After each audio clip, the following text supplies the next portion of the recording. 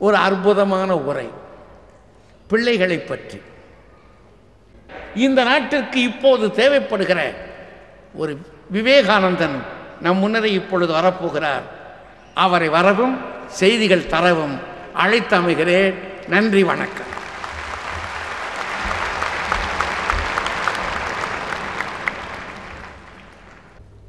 பேராசிரியர் சாலமன் பாப்பையா அவர்களே, நகைச்சுவை மூலம் ஒரு சிந்தனை வரலாற்றை படைத்திருக்கிற தென்கட்சி சுவாமிநாதன் அவர்களே, இன்னும் நாளை காலை பொழுது விடிந்து அலுவலகம் போக வேண்டும் என்ற பரபரப்பு துளிக்கூட காட்டாமல் வீற்றிருக்கிற அருமை சிங்கப்பூர் ரசிகர்களே,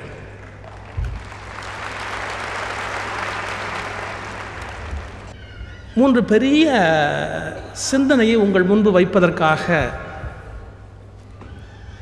இந்த நிகழ்வை அமைத்திருக்கிறார்கள். தென்கட்சி சுவாமிநாதன் அவர்களை பற்றி சொல்வது என்று சொன்னால், பள்ளிக்கூடத்தில் அவர் படிக்கிற காலத்தில் கண்ணன் அப்படிங்கிற ஒரு பத்திரிகைக்கு கதை எழுதி அனுப்பிச்சாராம். கதையை போடலை, திருப்பி அனுப்பிச்சிருக்காங்க. ஸ்கூல் அட்ரஸுக்கே அந்த கதையை திருப்பி அனுப்பிச்சிருக்கிறாங்க. அவங்க வாத்தியார்கிட்ட அந்த கதை கிடச்சிருச்சு. அவர் இவரை கூப்பிட்டு காதை திருகிக்கிட்டே கேட்டாராம், கதை எழுதுறியா? கதையா எழுதுற? ஒழுங்காக படிக்காத, கதையெல்லாம் எழுத அப்படின்னு காதை பிடிச்சி திருகுன்னு திருகிட்டு, அதுக்கப்புறம் எப்போ கிளாஸ்லேயும் அவரை தான் கேள்வி கேட்பாராம். பதில் சொல்லலைன்னு உடனே, கிட்டக்கவா காதை திருகிக்கிட்ட கதையா எழுதுற? அது சில ஆசிரியர்களுக்கு அந்த குணம், பையன் முன்னுக்கு வந்துடக்கூடாது அப்படிங்கிறதுல ஒரு தீர்மானமான அபிப்பிராயம். இதெல்லாம் முடிஞ்சு அவர் அகில இந்திய வானொலி நிலையத்தில் இருந்து பெரிய சாதனை படைக்கிறார். இன்று ஒரு தகவல் அப்படின்னு 14 வருஷம் தொடர்ச்சியாக தினந்தோறும் பேசுகிறார். அப்போ ஒரு கடிதம் வருது நிலையத்துக்கு. ஐயா, தங்கள் நிலையத்தில் ஒரு பெரியவர் நாள்தோறும் இன்று ஒரு தகவல் சொல்வதை கேட்டு நான் மகிழ்ச்சி அடைகிறேன். அந்த பெரியவரை சந்திக்க ஆசைப்படுகிறேன். நான் அந்த நிகழ்ச்சிக்காக எப்போதும் என் காதுகளை தீட்டி வைத்து கொண்டு வானொலிக்கு பக்கத்திலேயே காத்திருக்கிறேன். அந்த லெட்டரை அவங்க ஸ்டேஷன் டைரக்டர் இவருக்கு அனுப்பிச்சா, அவர் வேற யாரும் அல்ல, அவங்க வாத்தியார். காது திருவினார் பாருங்க அந்த வாத்தியார். அதை அவர் சொன்னார், அப்பெல்லாம் என் காது அவர் வசம் இருந்தது, இப்போ அவர் காது என் வசத்தில் இருக்கு அப்படின்னு. அப்படி வாழ்விலே வெற்றி பெற்ற ஒரு மிகப்பெரிய மனிதர் தென்கட்சி சுவாமிநாதன் அவர்கள். ஐயா, பாப்பையாவை பற்றி சொல்வதுன்னு சொன்னால், தமிழ்நாட்டில் ஒரு வசனமே இருக்குது.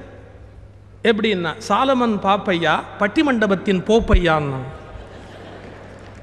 அவ்வளவு சிறந்த ஒரு உன்னதமான ஒரு நிலையிலே பட்டிமண்டபத்தை எடுத்து நிறுத்திய, சிரிப்பு கலந்த சிந்தனையின் மூலம் தமிழகத்தை எழுச்சி பெற வைத்திருக்கிற நாவீறு படைத்த நல்ல பெரிய மனிதர் பேராசிரியர் சாலமன் பாப்பையா அவர்கள். இங்கே ஒரு உன்னதமான தலைப்பு, கணவன் மனைவி குழந்தைகள் இவர்களை கொண்டு நல்ல குடும்பத்தை எப்படி அமைக்கிறது அப்படிங்கிற ஒரு அக்கறை. மனைவியை பற்றி ஐயா பேசினார்கள், கணவனை பற்றி நம்முடைய பெருமதிப்பிற்குரிய தெங்கச்சி பேசினார்கள். இப்போ பிள்ளைகளை பற்றி நான் பேசணும். அதுக்கு முன்னாடி ஒரு சின்ன நிகழ்ச்சி சொல்லணும். ஒரு பையனுக்கு பெண் பார்த்துக்கிட்டு இருக்கிறாங்க. கல்யாணம் பண்ணிக்கோ அப்படின்னு சொல்லி வற்புறுத்தினாங்க.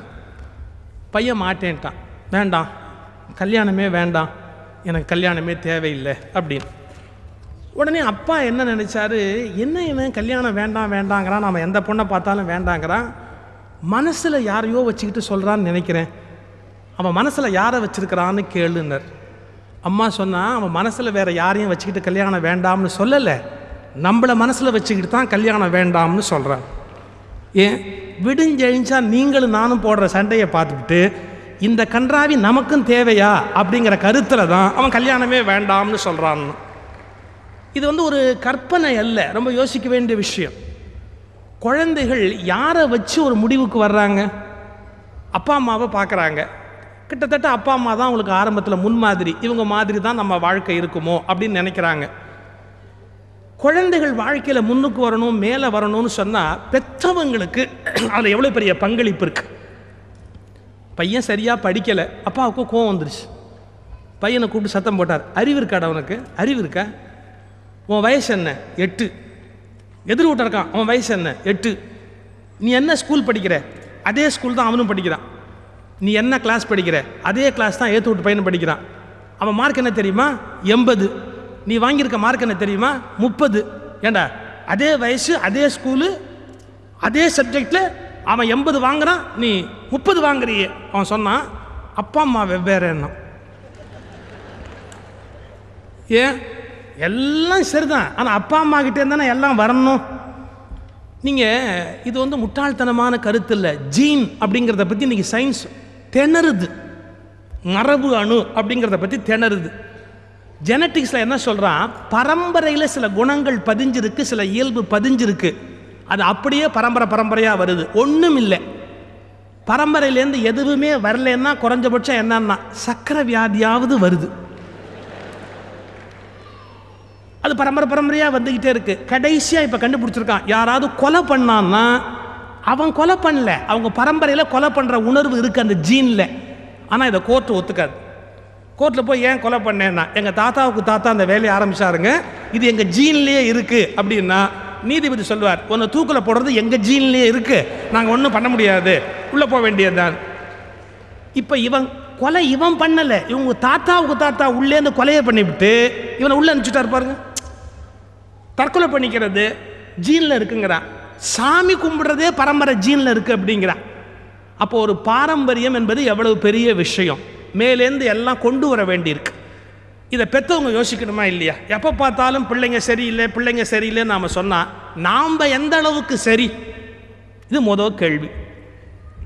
ரொம்ப நுட்பமாக ஆராய்ச்சி பண்ணி பார்த்தா நம்ம பிள்ளைகள் நம்மளை எந்த அளவுக்கு பின்பற்றுகிறார்கள். ஒன்று ஜீனில் வர்றதுன்னு சொன்னேன், எது பரம்பரையாக ரத்தத்தில் வருது.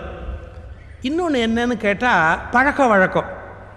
நம்ம வீட்டில் என்ன பழக்க வழக்கம் இருக்கோ அதை பார்த்து பிள்ளைங்க கற்றுக்குதா இல்லையா? காரைக்கால் அம்மையாருடைய வரலாற்றை சேக்கிழார்னு ஒரு புலவர் எழுதுறாரு. அந்த மாதிரி சின்ன வயசுல என்ன பண்ணுவாங்கன்னா மணி அடித்து சிவபூஜை பண்ணுவாங்கன்னு எழுதுறாரு. சின்ன வயசில் அது எப்படி வந்தது? அப்பா அம்மாவை பார்க்குறாரு சிவபூஜை பண்ணுறது, தானும் அப்படி பண்ணணும் அப்படிங்கிற நினைப்பு வருது. அப்போ ஒன்று ஜீனில் வருது பிள்ளைகளுக்கு, இல்லாட்டி பழக்க வழக்கத்தில் வருது. பெற்றவங்க என்ன பண்ணுறாங்களோ அதை பார்த்து பிள்ளைங்க பண்ணுது. அப்பா சொல்கிறார் பையனை பார்த்து, உருப்படுற வழியை பாருன்னு. இவர் உருப்பிட்டார? நீங்கள் தப்பாக நினைக்காதீங்க.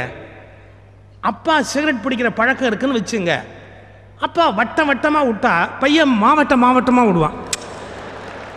8 அடி பாஞ்சா 16 அடி பாயணும்னு தியரி இருக்குது. அப்பா வட்டமாக விட்டா நம்ம மாவட்டமாக விடுவோம் அப்படின்னு. அப்புறம் பையனை பார்த்து நீ சிகரெட் பிடிக்கிறியான்னு கேட்க முடியுமா? சரி, எத்தனை குடிகார தகப்பம் பிள்ளைய கெடுத்துருக்கான் தெரியுமா?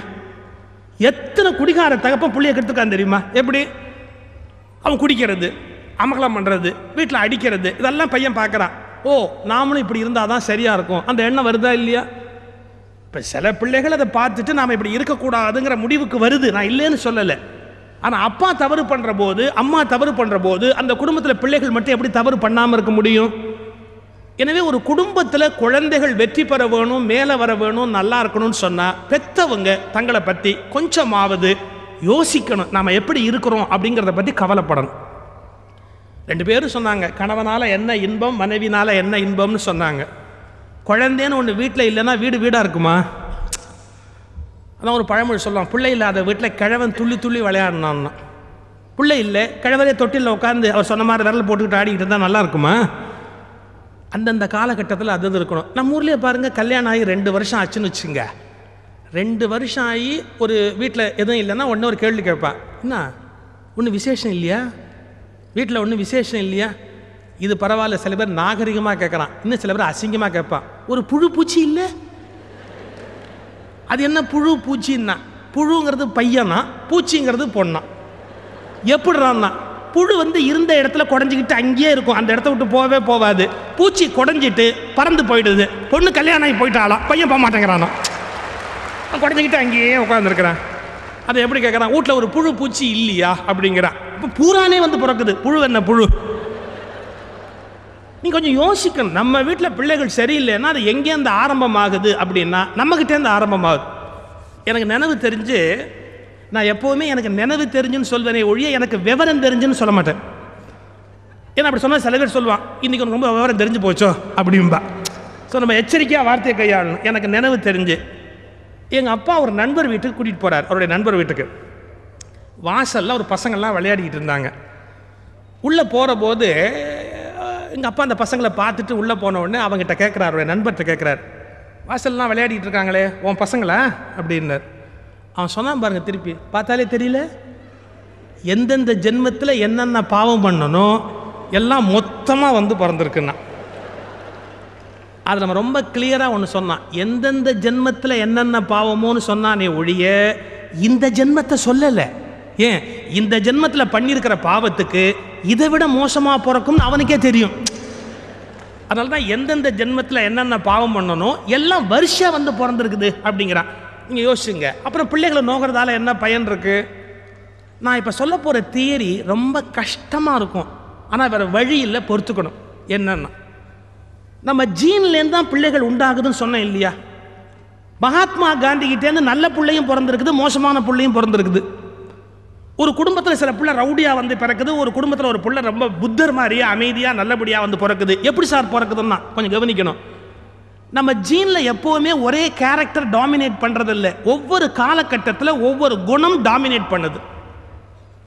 ஒவ்வொரு நேரத்தில் ஒவ்வொரு குணம் மேலோங்கி நிற்கிது. மகாத்மா காந்தியோட புள்ள குடிச்சுட்டு தெருவில் உருண்டுகிட்டு இருந்தான். அவர்கிட்ட போய் எல்லாம் கேட்டான், என்னங்க இது தப்பாக இருக்குது, உங்கள் பிள்ளை எப்படி இருக்கிறாரு? அப்போ காந்தி சொன்னார், நான் மிருகமாக இருந்தபோது பிறந்த பிள்ளை வேறு எப்படி இருக்கும்னு கேட்டார்.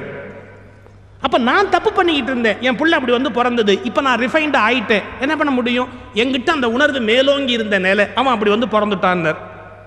இதைத்தான் பெரியவங்க பார்த்து என்ன முடிவு பண்ணாங்க, ஆணும் பெண்ணும் இணைந்து சந்ததியை உண்டு பண்ணுற போது உணர்வுகளை எல்லாம் பதிவு பண்ணி பிறகுதான் சந்ததியை உண்டு பண்ணணும் அப்படின்னா. ஒரு கிளார்க்கு போஸ்டில் நியமிக்கிறதா இருந்தால், ஒரு ரூம் பாய் ஒரு வேலைக்கு ஒருத்தர் நியமிக்கிறதா இருந்தால் அவன் என்ன தகுதி உள்ளவன்னு பார்க்குறோம். ஒரு அப்பா என்ற பதவியில் ஒருவரை நியமிப்பதற்கு உடல் தகுதியை தவிர வேறு என்ன தகுதி இருக்கிறது என்பதை பற்றி எத்தனை பேர் கவலைப்பட்டிருக்கிறோம்? பயாலாஜிக்கலாக ஒருத்தன் அப்பா ஆயிடுறான், இந்த வார்த்தையை கவனிங்க. பயாலாஜிக்கலாக ஒருத்தன் அப்பா ஆயிடுறான், சைக்கலாஜிக்கலாக அவன் அப்பாவா ஆகிறதே கிடையாது. ஏன், மைனர் மாதிரியே சுற்றுறான், பொறுப்பு இல்லாமல் பொண்டாட்டி இண்டியாட்டி விட்டு போகும்பாடு சுற்றிக்கிட்டே இருக்கான். பயாலாஜிக்கலாக ஃபாதர் ஆகிட்டான், சைக்கலாஜிக்கலாக ஃபாதராகவே ஆகலை. அவன் பிள்ளை எப்படி மெச்சூர்டு பிள்ளையாக வளர முடியும்? ஸோ இது வந்து ஒரு இன்ட்ரெஸ்டிங் ஆக்சிடென்ட். உடல் உறவு காரணமாக பிள்ளை வந்து பிறந்துருது, அது ஒரு பெரிய விஷயம் அல்ல. பல பேர் விபத்துக்களால் தகப்பனாகிறார்களே ஒழிய திட்டமிட்ட யோசனையினால் தகப்பனானவர்கள் உலகத்தில் மிக குறை. It's an accident. புள்ள உண்டாயிடுச்சு அப்படிங்கிறது ஒரு ஆக்சிடென்ட், அவ்வளோதான். எனக்கு இப்படிப்பட்ட புள்ள வேணும் அப்படின்னு எதிர்பார்த்து தகப்பனானவன் எத்தனை பேர் சார்? நான் ஒரு பழைய இன்சிடென்ட் சொல்கிறேன். ஆதிசங்கருடைய வாழ்க்கையில் வருது. ஆதிசங்கருடைய வாழ்க்கையில் அவங்க அப்பா அம்மா 2 பேரும் பிள்ளை இல்லையேன்னு தவம் பண்ணிக்கிட்டு இருக்கிறாங்க. ஆரியாம்பாள் சிவகுருன்னு பேர். 2 பேரும் உட்காந்து பிள்ளை இல்லையேன்னு கோயிலில் போய் உட்காந்து தவம் பண்ணிக்கிட்டு இருக்கிறாங்க. ஒரு நாள் இரவு அப்படி படுத்திருக்கும் போது அவர் கனவுல கடவுள் வந்தாராம். உனக்கு எப்படிப்பட்ட புள்ள வேணும்பா? ரொம்ப நாள் இருக்கிற புள்ள வேணுமா, கொஞ்ச நாள் இருக்கிற புள்ள வேணுமா? இவர் எதுக்குன்னு கேட்பார்ல. அப்போ கடவுள் சொன்னாரா, ரொம்ப நாள் இருக்கிற பிள்ளைன்னா அயோக்கியனா கொடுப்பேன், கொஞ்ச நாள் இருக்கிற பிள்ளைன்னா நல்ல பிள்ளையா கொடுப்பேன், உனக்கு என்ன வேணும்? அப்படி ஒரு கனவு கண்டவர் சிவபெருமான்ட்ட ஒரு பதில் சொல்லிட்டு முழிக்கிறார் பாருங்க. அவர் மனைவி படுத்திருந்தா, எந்திரிச்சு உட்காந்தா. என்ன திடும்னு எந்திரிக்கிறே? அவ கேட்டா, நீங்க என்ன தூக்கத்தில் எந்திரிக்கிறீங்க? கனவுல கடவுள் வந்தார், இது மாதிரி என்ன கேட்டார். அந்த அம்மா சொன்னா, என்னையும் இதே கேள்வி கேட்டாரு, நல்ல பிள்ளை கொஞ்ச நாள் இருக்கிறது வேணுமா, கெட்ட பிள்ளை ரொம்ப நாள் இருக்கிறது வேணுமா? உடனே அவங்க கணவர் கேட்டாரு, நீ என்ன சொன்ன அப்படின்னு. அவ சொன்னா பாருங்க ஒரு பதில், இதை நான் எப்படி முடிவு பண்ண முடியும், உங்களை கேட்டுட்டு சொல்றேன்னு எந்திரிச்சேன்னா. அவர் சொன்னார், கடவுள் என்ன கேட்டபோது நானும் அதே தான் சொன்னேன், நான் எப்படி முடிவு பண்ண முடியும், அவளை கேட்டுட்டு சொல்றேன்னு நான் எந்திரிச்சேன்னா. அவர்களுக்கு தான் ஆதிசங்கரர் பிள்ளையா வந்து பிறந்தாரு. இப்ப நம்ம வீட்டில் அப்படி பிறக்கலைன்னா ஏன் பிறக்கலைன்னு தெரியுதா? கடவுளே வந்து நம்ம அப்பா அம்மா கேட்டா என்ன தெரியுமா சொல்லுவோம்? இப்ப அப்பா வந்து கேட்டான்னு வச்சுங்க, எப்படிப்பட்ட புள்ள வேணும் அப்படின்னு, அப்பா ஒன்று அம்மாவை கேட்டு சொல்றேன்னு சொல்ல மாட்டேன், அவளை கேட்டாலே விளங்காது, அவளுக்கு இது தெரியாமல் இருக்கிறதே நல்லதும்பார். எது இப்படி கனவுல கடவுள் வந்தது தெரியாமல் இருக்கிறது நல்லது.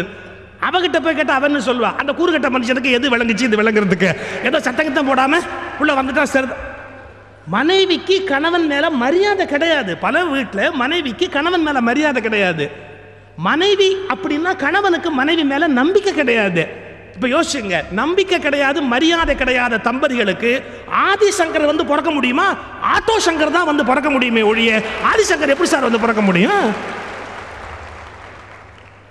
அப்ப எத்தனை பேர் பிளான் பண்ணி நமக்கு இப்படி ஒரு புள்ள வேணும் அப்படின்னு விரதம் இருந்து நோன்பு இருந்து எனக்கு இது மாதிரியான புள்ள வேணும் அப்படின்னு தவம் இருந்து பெற்றவர்கள் எத்தனை பேர்? பிள்ளைகளை நோகுறோம், நான் சொன்னா கேட்க மாட்டேங்கிறாங்க, நான் சொன்னா அவங்க தெரிஞ்சுக்க மாட்டேங்கிறாங்க, நான் சொல்ற பேச்சை ஏத்துக்க மாட்டேங்கிறாங்க அப்படின்னு யோசிச்சு இப்படி ஒரு புள்ள வேணும், இந்த மாதிரி வேணும் அப்படின்னு நினைக்கணும். அது ஆணா இருந்தாலும் நல்லதுதான், பெண்ணா இருந்தாலும் நல்லதுதான். அதுலலாம் ஒன்றும் பெரிய பேதம் இல்லை. ஆம்பளை பிள்ளைன்னா ஒஸ்தி, பொம்பளை பிள்ளைன்னா மட்டும். அதெல்லாம் இப்போ ஏற்பட்டிருக்கிற மோசமான ஒரு கான்செப்ட். எனக்கு 2 பொன் குழந்தைங்க. நான் இதை ஒன்றும் வருத்தமாக சொல்லலை, சந்தோஷமாக சொல்கிறேன். எனக்கு 2 குழந்தை, 2 பொண்ணு. இது நடந்த இன்சிடென்ட் எப்படின்னா, நான் வந்து 2வது பிள்ளை பேருக்காக என் மனைவி வந்து ஆஸ்பத்திரியில் சேர்க்குறேன். 15 வருஷத்துக்கு முன்னாடி. என்கிட்ட அப்போ கார் கிடையாது. கோயம்புத்தூரில் இருந்தேன். போய் ஒரு டாக்ஸி எடுத்துக்கிட்டு ராத்திரி 12 மணி ஒரு டாக்ஸி எடுத்துக்கிட்டு நேராக போய் ஹாஸ்பிட்டலில் அவளை சேர்க்குறேன் டெலிவரிக்கு. அவளை உள்ள அப்படி சேர்த்துட்டு ஹாஸ்பிட்டலில் வெளியே வந்து இந்த டாக்ஸி டிரைவர்கிட்ட கேட்டேன், என்ன பணம் கொடுக்கணும்? எங்கள் ஊர்லலாம் அந்த ஃபிக்ஸடாக வாங்க மாட்டாங்க, அவங்க சௌகரியப்படி வாங்குவாங்க. எவ்வளோ கொடுக்கணும் அப்படின்னு அவர் சொன்னார், இப்போ நீங்களே ரொம்ப பரபரப்பாக இருக்கிறீங்க, இப்போ கொடுத்தா குறைச்சலாக கொடுப்பீங்க, நாளைக்கு நல்ல செய்தியோட கூட 10 ரூபா வாங்கிக்கிறேன்னார். சரி விட்டுட்டேன். டெலிவரி ஆகி 1 வாரம் ஆச்சு, அவரை பார்க்க முடியல. அப்புறம் அவரை தேடி பிடிச்சிக்கிட்டு நேராக போய், என்னங்க 1 வாரமாக நீங்கள் வரவே இல்லை, உங்களுக்கு நான் பணம் பாக்கி வச்சுருக்கிறேன். அவர் கேட்டார், அதெல்லாம் அப்புறம் என்ன பிள்ளைன்னு சொல்லுங்கள். நான் சொன்னேன், பொம்பளை பிள்ளை. பொம்பளையா? நீங்களே வருத்தத்தில் இருப்பீங்க. நான் என்ன வருத்தத்தில் இருக்கிறேன்? அவராகவே நீங்களே வருத்தத்தில் இருப்பீங்க, கொடுக்குறத கொடுங்கன்னார். நான் சொன்னேன், இதில் ஒன்றும் வருத்தப்பட ஒன்றும் இல்லைங்க, நான் வருத்தத்தில் இருப்பீங்க. அப்படி பார்த்தா எனக்கு இந்த 2வது பொம்பளை பிள்ளைன்னா பாருங்க. அவர் சொன்னார், அப்போ நான் தான் உங்களுக்கு ஏதாவது கொடுக்கணும். அப்போ 2வது பொம்பளை பிள்ளை பார்த்தா கையேந்திட்டவன் அர்த்தமா? அப்படி ஒரு நினைப்பு இருக்கு. பெண் குழந்தை பிறந்துட்டா அது ரொம்ப செலவு, ஆம்பளை பிள்ளை பிறந்துட்டா அது ரொம்ப நல்லது அப்படின்னு. ஒன்று தெரிஞ்சுக்கங்க, பொம்பளை பிள்ளையா இருந்தாலாவது பிற்காலத்தில் அப்பா அம்மாவுக்கு ஒரு காப்பியாவது கொடுக்கும். ஆம்பளை பிள்ளையா இருந்தா அது கொடுக்குற யோக்கியதை கூட உனக்கு இல்லாமல் போயிடும். ஏன்னா பொண்டாட்டியை கேட்டுட்டு கொடுக்கணும், அப்போ மாமியாருக்கு கொடுக்க விடுவானா? அப்போ என்ன ஆகும்? ரொம்ப கஷ்டம். பொம்பளை பிள்ளையா இருந்தாலும் அப்பா அம்மாவுக்கு ஒரு வேளை சோறு கிடைக்கும். ஆம்பளை பிள்ளையா இருந்தா வர்றவளை பொறுத்து அவனுக்கே கிடைக்கலையா, அப்புறம் அவங்க அப்பா அம்மாவுக்கு எங்கேருந்து கிடைக்க போகுது? கொஞ்சம் யோசிச்சு பாருங்க. அதனால பொம்பளை பிள்ளைன்னா மட்டும், ஆம்பளை பிள்ளைன்னா ஒஸ்தி, அதெல்லாம் ரொம்ப தவறு. இதை உடைக்கிறான் பாருங்க பாரதி. இங்க திருவள்ளுவர் கூட ஒன் சைடடா திங்க் பண்ணிட்டார். எப்படின்னா, ஆம்பளை பிள்ளை தான் தலைமையில் தூக்கி வச்சுக்கிட்டார். ஈன்ற பொழுதில் பெரிதுவக்கம் தன் மகனை சான்றோன் எனக்கு கேட்ட தாய், மகனை அப்படின்னார். பாரதி தான் உடைச்சான். என்ன மகனை, என்ன மகனை? திருவள்ளுவர்லேருந்து டீவியேட் ஆகிறான். ஆனால் நாசுக்கா டீவியேட் ஆனா. மகனைன்னு சொல்லலை. எப்படி? உச்சிதனை முகந்தால் கர்வம் ஓங்கி வளருதடி. அப்ப என்ன அர்த்தம்? பொம்பளை பிள்ளை உச்சிதனை முகந்தால் கர்வம் ஓங்கி வளருதடி, மெச்சி உன்னை ஊரார் புகழ்ந்தால் என் மேனி சிலிர்க்குதடின்னா. உன்னை யாராவது பாராட்டினா என் உடம்பெல்லாம் சிலிர்க்குதேம்மா. மகளை பார்த்து பாடுகிற. உச்சிதனை முகந்தால் கர்வம் ஓங்கி வளருதடி, மெச்சி உன்னை ஊரார் புகழ்ந்தால் என் மேனி சிலிர்க்குதடின்னா. ஆம்பளை பிள்ளைனாலும் சரி, பொம்பளை பிள்ளைனாலும் சரி, பிள்ளையா இருந்தா வெற்றி தான். என்கிட்ட பல பேர் சொல்லுவாங்க, ஆம்பளை பிள்ளையா இருந்திருந்தா பரவாயில்ல சார். இன்னும் சில பேர், சார் ஆம்பளை தடியன்லாம் வந்து பிறந்திருக்கிறா, அன்பா இருக்கிறதுக்கு ஒரு பொம்பளை பிள்ளையே இல்லையே சார் அப்படி வருத்தப்படுற எத்தனையோ பேர் இருக்கிறேன். நான் ஒன்று சொல்றேன், ஆம்பளை பிள்ளை பெத்தாதான் பெருமை, பொம்பளை பிள்ளை பெத்தாதான் பெருமைங்கிறதெல்லாம் வெறும் மாயை. ஒரே வார்த்தை சொல்லணுமா, புள்ளையா பெத்து புள்ளையா வளர்த்திருந்தா பெருமை தான். நீங்க புள்ளையா பெத்துக்காம மிருகமா பெத்திருந்தா ஆம்பளையா இருந்தானே பொம்பளையா இருந்ததுன்னா. இப்போ எங்கள் ஊர் வரலாறு சொல்லட்டுமா? எங்கள் ஊர் வரலாறு என்ன? ஆம்பளை பிள்ளையாலும் பெருமை இருக்கு, பொம்பளை பிள்ளையாலும் பெருமை இருக்கு. எப்படி? எங்கள் ஊரில் மோத்திலால் நேருன்னு ஒருத்தர் இருந்தார். அவருக்கு ஜவஹர்லால் நேரு ஒரு ஆம்பளை பிள்ளை பிறந்தது, பெரிய பாப்புலாரிட்டி. அந்த ஜவஹர்லால் நேருங்கிற ஆம்பளை பிள்ளைக்கு இந்திரா காந்தின்னு ஒரு பொம்பளை பிள்ளை பிறந்தது, அதனால பெரிய பாப்புலாரிட்டி. அந்த இந்திரா காந்திக்கு ராஜீவ் காந்தின்னு ஒரு ஆம்பளை பிள்ளை பிறந்தது, அதனால பாராட்டு, பெருமை. அப்ப என்னன்னா, ஆம்பளை பிள்ளை பெத்தாலும் பொம்பளை பிள்ளை பெத்தாலும் சரியானபடி பெத்து வளர்த்தா அது பாராட்டு தானே ஒழிய ஆம்பளை பொம்பளைங்கிறது வெறும் மாயை. மோத்திலால் நேருவுக்கு நேருவால் பெருமை, நேருவுக்கு இந்திரா காந்தியால் பெருமை, இந்திரா காந்திக்கு ராஜீவ் காந்தியால் பெருமை. ஆம்பளை பிள்ளை என்ன பொம்பளை பிள்ளை என்ன? அந்த கான்செப்டே தப்பு. பிள்ளையா இருந்தா வெற்றி தான். இதை விட இன்னொரு கான்ட்ராஸ்ட் சொல்ற பாருங்க, அழகான ஒரு கான்ட்ராஸ்ட். ஆண்டாள்னு ஒரு ஆழ்வார் வாழ்ந்தா, பெண். அவ கண்ணனை காதலிச்சா. அந்த கண்ணனை பெத்த தாயை பாராட்டினா, இப்படி ஒரு பிள்ளையை பெத்து கொடுத்தியே, ஆம்பளை பிள்ளையை பெத்து கொடுத்தியேன்னு பாராட்டினா. எப்படி தெரியுங்களா பாட்டு? தாயை குடல் விளக்கம் செய்த தாமோதரனை பாட்டு வரும். எப்படி பிள்ளை பெற்று கொடுத்தா பாரியா, தாயை குடல் விளக்கம் செய்த தாமோதரனை அப்படி. இதுக்கு உரை எழுதுற போது எழுதுனான், பெற்ற வயிறுக்கு பட்டம் கட்டியவள் அப்படின்னு எழுதுனான். அந்த பெற்ற வயிற்றுக்கு அவ பட்டம் கட்டிட்டாளா, தாயை குடல் விளக்கம் செய்த தாமோதரன். பெத்தா இப்படி ஒரு ஆம்பளை பிள்ளை பெற்றுக்கணும் அப்படின்னு. அப்போ ஆண்டாள் யாரை பாராட்டுறா? ஆம்பளை பிள்ளையை பெற்றவளை பாராட்டினான். ஆனால் ஆண்டாள் பொம்பளை பிள்ளை தானே. அதை வளர்த்தவர் யார் தெரியுமா? அவங்க அப்பா பெரியாழ்வார்னு பேர். அவர் என்ன சொன்னார் தெரியுமா? எனக்கு மகள் பிறந்தாள்னு சொல்லலை, நான் ஒரு மகளை வளர்த்தேன்னு சொல்லலை. பாட்டு எப்படி தெரியுமா? பெரியாழ்வார் சொன்னார், ஒரு மகளை உடையேன்னர், ஒரு மாமகளை உடையேன்னர். எனக்கு ஒரு பொண்ணு கிடைச்சா பாரு, எப்பேற்பட்ட பொண்ணு தெரியுமான்னார். இப்போ யோசிச்சு பாருங்க, ஆண் பிள்ளை என்பதற்காக கண்ணனை பாராட்டுகிறாள் ஆண்டாள், அவள் பெண்ணாய் பிறந்ததற்காக பெரியாழ்வார் பாராட்டுகிறார் என்றால், ஆண் பிள்ளை பெண் பிள்ளை என்பது அபத்தமான ஒரு எண்ணம். பிள்ளை பிள்ளையாக இருந்தால் கொண்டாடத்தக்கது. நீங்கள் முன்னெல்லாம் உங்களுக்கு தெரியும், வீட்டில் பாப்புலேஷனே ஜாஸ்தி, ஒவ்வொரு வீடுமே ஒரு முனிசிபாலிட்டி வார்டு மாதிரி இருக்கும். எல்லாம் ஜாயிண்ட் ஃபேமிலின்னு கச்ச கச்ச கச்ச 6 பனியன் 6 சட்டை 6 துண்டு ஒன்றும் தெரியாது. அது பாட்டுக்கு வீட்டுக்குள்ளே ஓடிக்கிட்டு இருக்கும். அது பாட்டுக்கு ஒரு 40-50 உருப்படி ஒவ்வொரு வீட்லையும் ஓடும். நாங்களே எங்கள் வீட்டில் மொத்தம் எப்படின்னா 6 பிள்ளை, 3 பையன் 3 பொண்ணு, எங்கள் அப்பா அம்மா 8 பேர். நல்ல வேளை இன்னும் ஒன்று இருந்திருந்தால் நவக்கிரக ஊடு அப்படின்னு இருப்பேன். தப்பிச்சோம் நாங்கள். 8 6 பிள்ளைங்க, வீடு ஜெய் ஜெய்ன்னு இருக்கும். அது பாட்டுக்கு எப்படி இருக்கும்? இப்போல்லாம் ரொம்ப லிமிட்டட். ஒன்று கண்ணே கண்ணு, கருவேப்பிலை கண்ணு மாதிரி ஒன்று அதையே சமாளிக்க முடியலன்றா. அப்போ 6 எப்படா சமாளிச்சான்னா, பெத்தவன் சமாளிக்கல, ஒன்று குட்டியே சமாளிச்சிருக்கும். பெருசாக ஒரு குட்டுவார் பாருங்க அப்பா, அவன் அடுத்தவனை குட்டுவான்.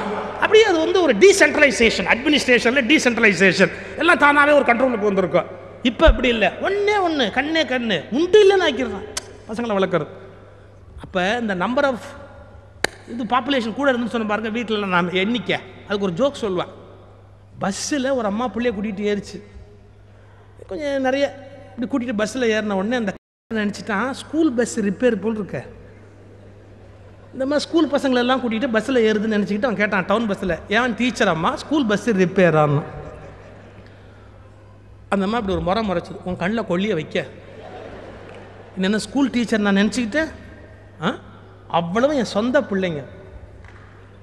டக்குன்னு இன்னொரு பெரியவர் பார்த்தார், அவருக்கு இப்போ போதாத நேரம், அவர் உன் பிள்ளையாகவே இருக்கட்டுமே, இன்னும் எல்லாத்தையும் என்ன ஊர்வலமாக கூட்டிகிட்டு வருது, இந்த சிறுவர்கள் மாநில மாநாடு நடக்குதா, பேரணி கூட்டிகிட்டு வர மாதிரி கூட்டிகிட்டு வரையே, வீட்டில் ஒரு 2 விட்டுட்டு பாக்கி கூப்பிட்டு வர வேண்டாமா. அவள் சொன்னா அதே கொல்லியை உன் கண்ணிலையும் வைக்க, ஏன் வீட்டில் 3 விட்டுட்டு பாக்கி தான் நான் கூட்டியாந்துருக்கிறேன் என்ன. நம்ம அதோட வாய்ப்புத்திட்டான். இந்த பஸ்ஸில் ஏறிச்சு பாருங்க, ஒரே அமக்குளம் எல்லாம் டப்பன்னு இங்கே போய் ஓடி உட்காருது, அங்கேருந்து ஒன்று இங்கே வந்து உட்காருது, இது இன்னொன்று மாற்றி உட்காருது, மாற்றி எல்லாம் அங்கே உட்காந்துக்கிட்டே இருந்தது. அப்படி மாற்றி உட்காந்த உடனே ஒரு பிள்ளை ஒரு பெரியவரை தள்ளிக்கிட்டு போய் பக்கத்தில் உட்காந்து அங்கேருந்து இன்னொன்று கூப்பிடுது, இங்கே வா அப்படி இன்னொன்று கூப்பிடுவா அப்படி.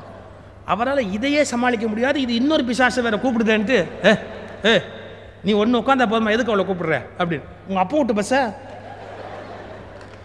டக்குன்னு ஒரு வாயம்பூத்த, உன் பேர் என்ன பாப்பா, உன் பேர் என்ன, பேரா 8, என்ன 8 நம்பர் தான், பேரெல்லாம் வச்சு ஞாபகம் இருக்காதுன்னு எங்கள் அப்பா நம்பர் வச்சிருக்கிறாரு, எங்கள் வீட்டில் நான் 8ஆம் நம்பர் அப்படின்னு. உடனே என்ன கேட்டான், நீ கூப்பிட்டியே அது என்னன்னா 8A. என்ன 8A? ஒரே பிரசவத்தில் ரெட்டை, வேற எப்படி பேர் வைப்பான்? 8A பஸ்ஸே விட்டுருக்குற. இதெல்லாம் அந்த காலம். யோகப்பட்ட பிள்ளைங்க இருந்து வீட்டில் வச்சன்னு இருக்கும் சார். அதுலேயும் ஒரு சந்தோஷம் இருந்தது சார். எங்கள் அண்ணனுக்கு எனக்கு நிறைய சண்டை வரும். சண்டை வரலன்னா அப்புறம் என்ன லைஃப் இருக்குது சொல்லுங்கள்? நிறைய சண்டை வரும். அப்போல்லாம் எங்கள் வீட்டில் பெரிய வீடு, ஒரே பாத்ரூம், குளிக்கிறதுக்கு தண்ணி அடித்து வச்சு குளிக்கணும். நான் தண்ணி அடித்து பக்கெட்டில் வச்சுட்டு இப்படி வெளியே வருவோம் பாருங்க, எங்கள் அண்ணன் உள்ளே போய் கஷ்டத்துக்கும். அந்த தண்ணி அடிக்கிற வேலை அவனுக்கு, தண்ணி அடிக்கிற வேலை தப்பாக நினைக்காதீங்க, பைப்பில் தண்ணி அடித்து தான் குளிக்கணும் அங்கெல்லாம். இப்போல்லாம் வரதே இல்லை, இப்போலாம் எல்லாம் சால்வ்டு ப்ராப்ளம்.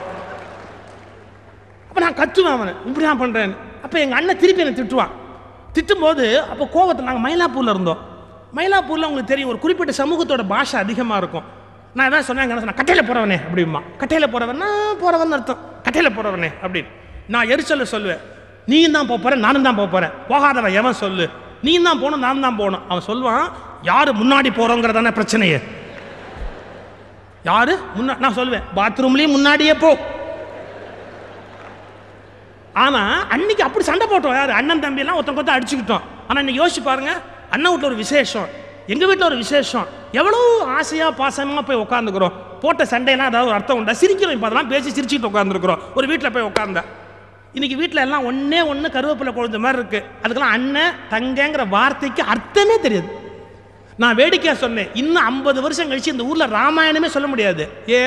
அண்ணன் ராமனுக்காக தம்பி பரதன்னா, ஸ்டாப் இட். அண்ணன்னா யாரு, தம்பின்னா யாரு, தங்கச்சின்னா யாரு அப்படிமா. அண்ணன் தம்பி தங்கச்சிக்கிற வார்த்தைக்கு அர்த்தமே தெரியாது.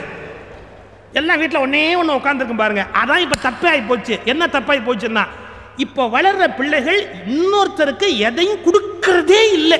ஏன் அப்படின்னா, அந்த செல்ஃபிஷா, சுயநலமா, நான் மட்டுமே அனுபவிக்கணும் அப்படின்னு ஒத்தையாவே பெற்றவங்க வளர்த்துறாங்க. கொடுக்கணும், இன்னொருத்தருக்கு போகணும், வீட்டுக்கு வந்து போகணும், ஒன்றுமே இல்லையே.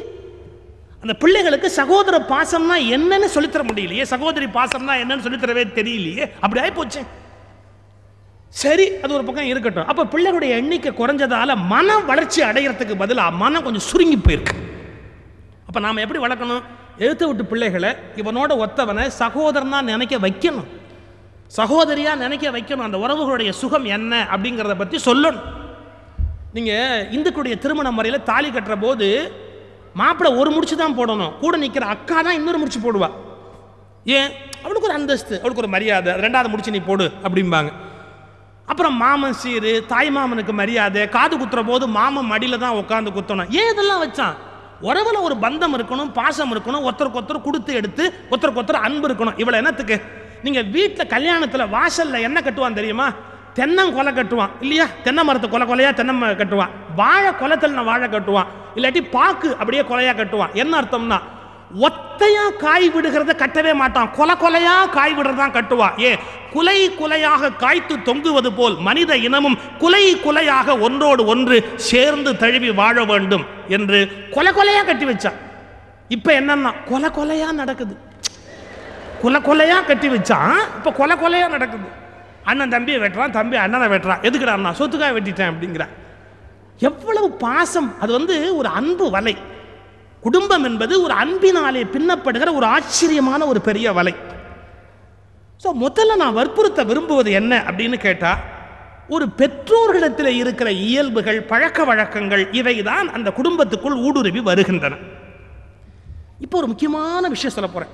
சைக்காலஜியில் நம்ம பிள்ளைங்க பிற்காலத்தில் சந்தோஷமாகவும் நல்லாவும் வளரணும்னா புருஷன் பொண்டாட்டி முதல்ல தெரிஞ்சுக்க வேண்டிய ஒரு செய்தி இருக்குது. என்னன்னா, பிள்ளைங்க எதிர்த்தாப்புல சண்டை போடக்கூடாது.